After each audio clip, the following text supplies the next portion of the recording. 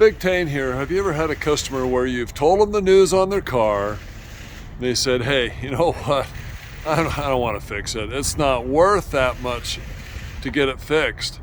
So, hey, how about if I just give you the car? And oh, by the way, I don't have the title, but here's the car. Well, that's exactly what happened with my friends here at Burt Brothers here in Sugar House. They told the customer the news. The customer said, hey, you know what? I don't want to fix it.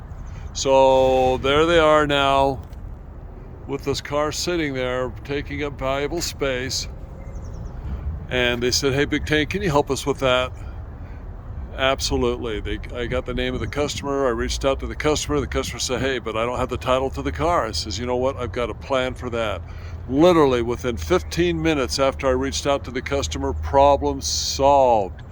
That's the kind of things that we're able to do all day, every day. If you think it's something that I can help you with, just give me a call. It's super easy. We've got some really good ways to get this handled. Problem solved. Now they can open up that space for a much more profitable situation with another customer. And love to help. If you think I can be of service to you, give me a shout out. Big Tane over and out. Thanks.